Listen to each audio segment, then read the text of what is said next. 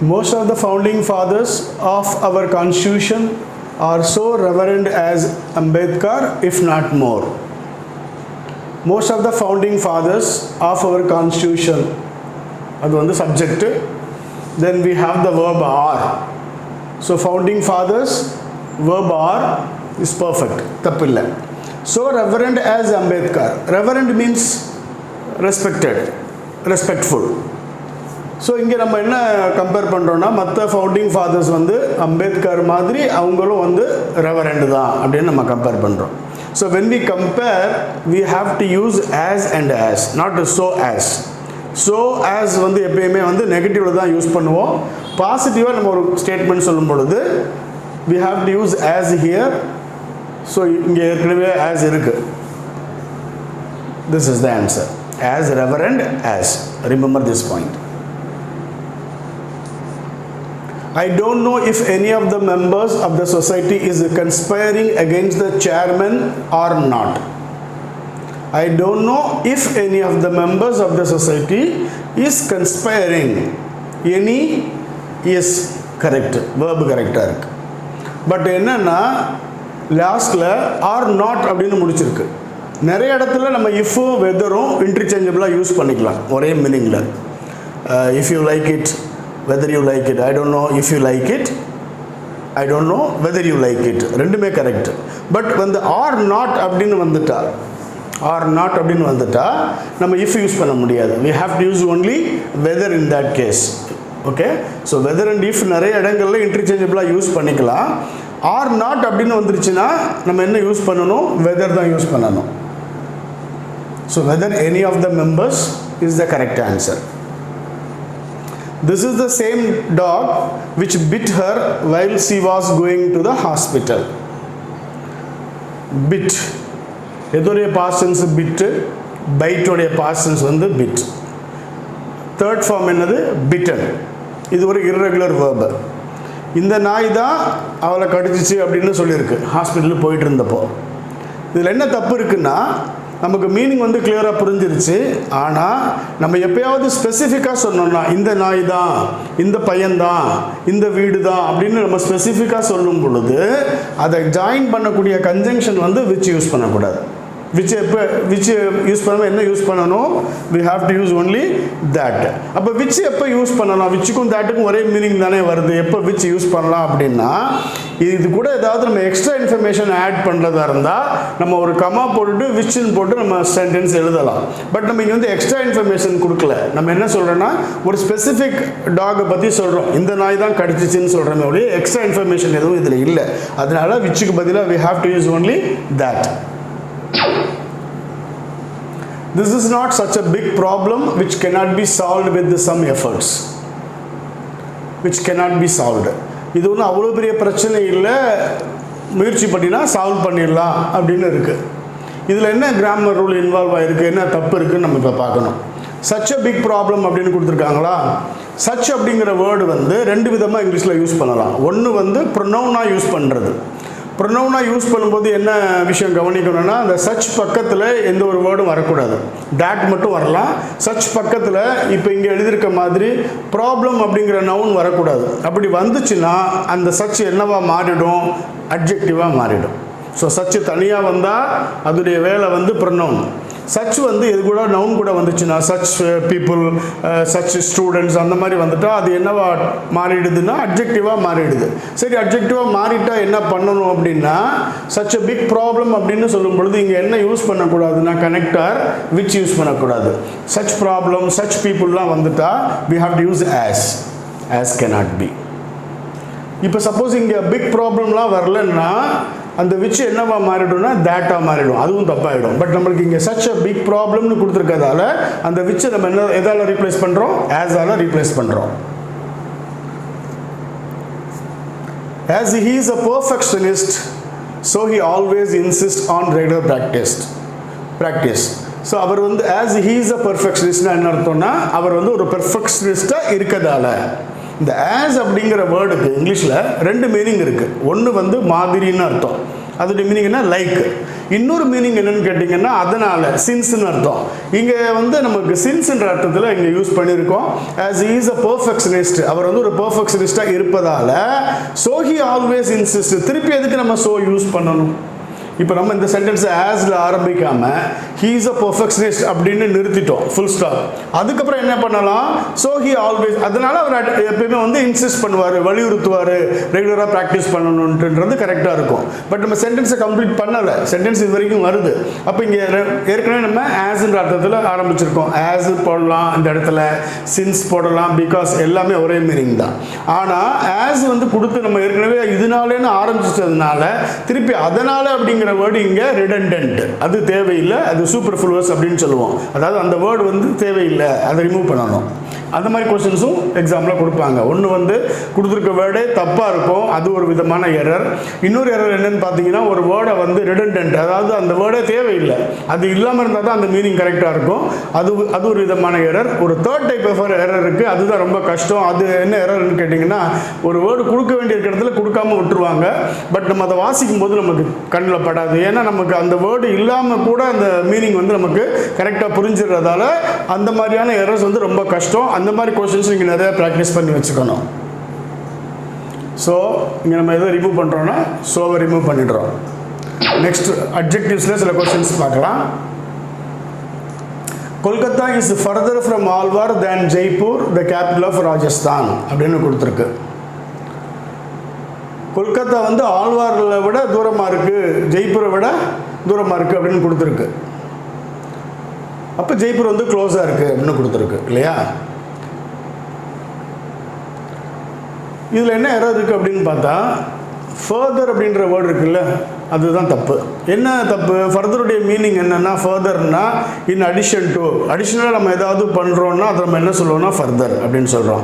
இப்போ ஒருத்தர் இருக்கார், ஒரு கம்பெனியில் ஒர்க் பண்ணிகிட்டு இருக்காரு, அப்போ அவர் வந்து போகிறேன்னு சொல்கிறாரு, அவர் ரிசைன் பண்ணிட்டாரு. ஸோ நம்ம என்ன சொல்கிறோம், பாஸ் வந்து ஒரு பெர்மிஷன் கொடுக்குறாரு, okay you can work, okay until further orders, until further information, மேற்கொண்டு எங்கள்கிட்ட வந்து ஆர்டர் வர வரைக்கும் நீங்கள் ஒர்க் பண்ணுங்கள்.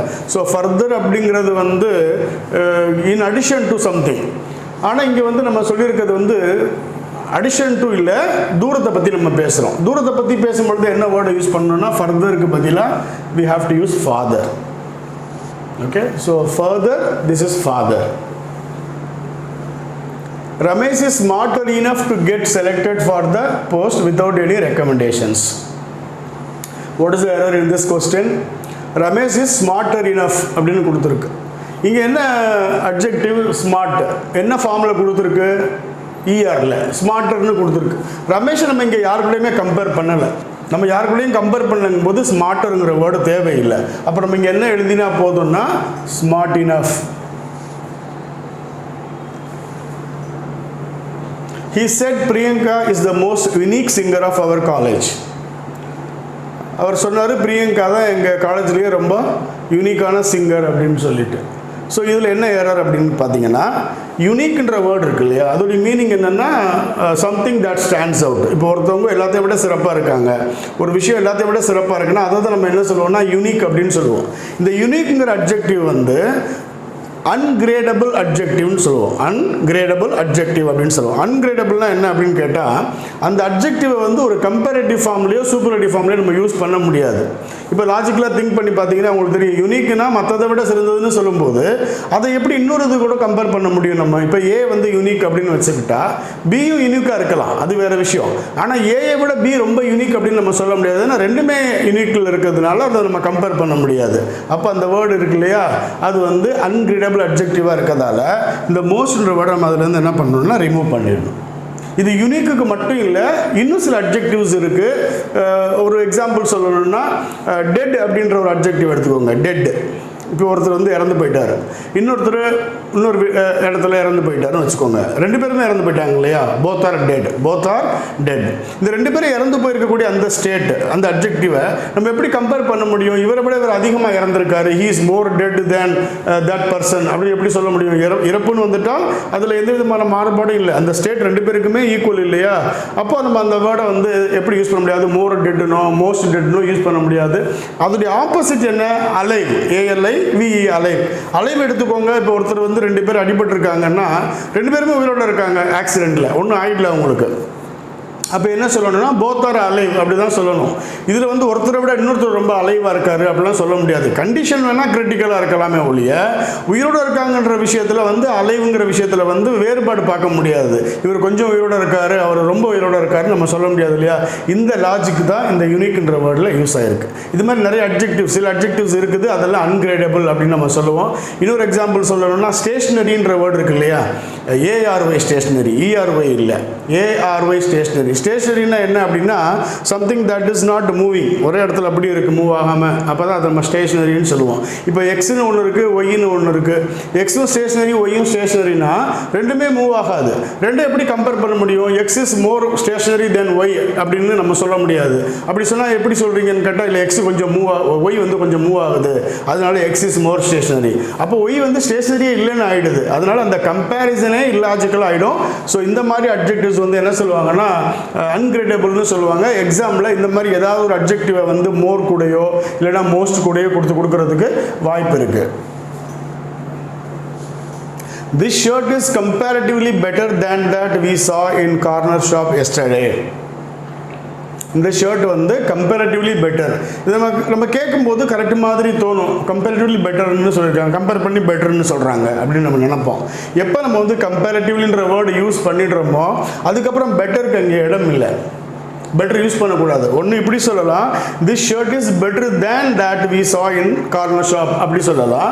இல்லை கம்பேரிட்டிவ்லிங்கிற வேர்டை தான் நான் வச்சுப்பேன் அப்படின்னா திஸ் ஷர்ட் இஸ் கம்பேரிட்டிவ்லி குட்னு வேணால் சொல்ல முடியாது, பெட்டர்னு சொல்லக்கூடாது. ஏன்னா கம்பேரிட்டிவ்னு சொல்லும் போதே கம்பேர் பண்ணிடுறோம். அதுக்கப்புறம் அட்ஜெக்டிவ் நம்ம என்ன ஃபார்மில் போட தேவையில்லை, கம்பேரிட்டிவ் ஃபார்மில் போட தேவையில்லை. So we have to use comparatively குட்னு எழுதலாம். அப்படி இல்லைன்னா கம்பேரிட்டிவ்லி குட்டே அப்படியே எடுத்துட்டு வெறுமனே பெட்டர் மட்டும் வச்சுக்கலாம். Either this way or that way. Everyone was surprised to note that Rahim married a girl who was more beautiful and more tall than he. ரொம்ப ஈஸியான கொஸ்டின். என்ன கம்பேர் பண்ணியிருக்காங்கன்னா, ஒரு கேர்ள் வந்து அவன் கம்பேர் பண்ணினா அவள் எப்படிப்பட்டவன்னா மோர் பியூட்டிஃபுல், இவனை விட ரொம்ப அழகானவ. அதே நேரத்தில் வந்து மோர் டால், இங்கே தான் தப்பு இருக்குது. இது ரொம்ப ஆப்வியஸான ஒரு எரர். ஏன்னா பியூட்டிஃபுல் அப்படிங்கிற வேர்டு வந்து பெரிய அட்ஜெக்டிவ்னால அதை கம்பேர் பண்ணும்பொழுது நம்மளால் இஆர்இஎஸ்டி போட முடியாது. அப்போ என்ன பண்ணுவோம்னா மோர் போடுவோம். ஆனால் அந்த டால் அப்படிங்கிறது வந்து ஒரு மோனோசிலபிக் அட்ஜெக்டிவ், குட்டியான ஒரு வேர்டு, ஒரு சவுண்டு தான் இருக்குது, டால், அவ்வளோதான், முடிஞ்சு போச்சு. அந்த மாதிரியான அட்ஜெக்டிவ்ஸ் கூட எல்லாம் நம்ம என்ன ஆட் பண்ணணும்னா இஆர் ஆட் பண்ணணும், சூப்பர்லேட்டிவ்க்கு வந்து இஎஸ்டி ஆட் பண்ணணும். ஸோ அப்போ இந்த மோர் டால் அப்படிங்கிறது தப்பு. we have to use a taller. Lots of books on English grammar are available with me, but this one is the best அப்படின்னு கொடுத்துருக்கு. நிறைய புக்ஸ் வந்து என்கிட்ட இருக்குது இங்கிலீஷ் கிராமரில், ஆனால் அதில் இதுதான் பெஸ்ட் அப்படின்னு கொடுத்துருக்கு. மீனிங் அதுதான். பட் இங்கே பார்த்தீங்கன்னா லாட்ஸ் ஆஃப் புக்ஸ் அப்படின்னு கொடுத்துருக்கு. இப்போ நிறைய புக்ஸ் இருக்குன்றத வந்து எப்படி சொல்லலாம்னா, ஒன்று லாட் ஆஃப் புக்ஸ்னு சொல்லலாம், எஸ் யூஸ் பண்ணக்கூடாது. அப்படி எஸ் யூஸ் பண்ணி சொல்கிறதா இருந்தால் யூஸ் பண்ணக்கூடாது. எப்படி சொல்லணும்? Lots of books. So either lots of books or lot of books, ரெண்டில் ஒன்று தான் நம்ம என்ன செய்யணும், சொல்லணும். ஸோ எரர் வந்து இங்கே இருக்குது. லாட் ஆஃப் அப்படின்னு சொல்லலாம், இல்லைன்னா லாட்ஸ் ஆஃப் புக்ஸ் அப்படின்னு சொல்லலாம். Next one, I told her that it would be all the more better if she herself talked to the groom. நான் அவகிட்ட சொன்னேன், அவளே வந்து க்ரூம் கிட்ட பேசினா ரொம்ப நல்லா இருக்கும்னு. அது meaning of the sentence. But இங்கே என்ன கொடுத்துருக்குன்னா ஆல் த மோர் பெட்டர், இந்த கன்ஸ்ட்ரக்ஷன் வந்து தப்பு. என்ன தப்பு அப்படின்னா, ஒரு விஷயம் ரொம்ப சிறந்ததுன்னு சொல்கிறதுக்கு ரெண்டு விதமாக சொல்லலாம். ஒன்று வந்து ஆல் த பெட்டர் அப்படின்னு சொல்லலாம், இல்லைன்னா ஆல் த மோர் அப்படின்னு சொல்லலாம். ஆல் த மோரும் யூஸ் பண்ணலாம், ஆல் த பெட்டரும் யூஸ் பண்ணலாம். மோரும் பெட்டரும் சேர்த்து யூஸ் பண்ணக்கூடாது. ஸோ அந்த எரர் வந்து மோரை நம்ம ரிமூவ் பண்ணிடணும். ஆல் த பெட்டர் தான் correct. She does not have some money to buy a new refrigerator, so she is worried அப்படின்னு கொடுத்துருக்கு. She does not have some money, அவகிட்ட கொஞ்சம் பணம் இல்லை அப்படின்னு நம்ம சொல்லக்கூடாது, எதுவுமே பணம் இல்லைன்னு தான் சொல்லணும். அப்போ இந்த சம் அப்படிங்கிற வேர்டு வந்து நெகட்டிவில் வராது. சம் எப்பயுமே பாசிட்டிவில் தான் வரும். நெகட்டிவில் பண்ணணும்னா அதை என்ன பண்ணணும்? சம்ம எனின்னு மாற்றிடணும். I don't have any money, I don't have any friends அப்படி தான் சொல்லணும். பாசிட்டிவாக சொல்கிறதா I have some money, I have some friends அப்படின்னு சொல்லலாம். ஸோ பாசிட்டிவில் சம், அது அப்படியே நெகட்டிவாக மாற்றும் போது எனி அப்படின்னு மாறிடும். கொஸ்டின் வரும்போது சம்மும் யூஸ் பண்ணிக்கலாம், நீங்கள் எனி யூஸ் பண்ணிக்கலாம். Do you have some time, do you have some money அப்படி கேட்கலாம். டு யூ ஹாவ் எனி மணினும் கேட்கலாம். ஸோ கொஸ்டினில் சம் அண்ட் எனி ரெண்டுமே நீங்கள் யூஸ் பண்ணிக்கலாம். பாசிட்டிவில் சம் மட்டும்தான் வரும் ஸ்டேட்மெண்ட்டில். நெகட்டிவ் ஸ்டேட்மெண்ட்டில் சம் என்னவா மாறிடும்? எனின்னு மாறிடும். Any money is the correct answer.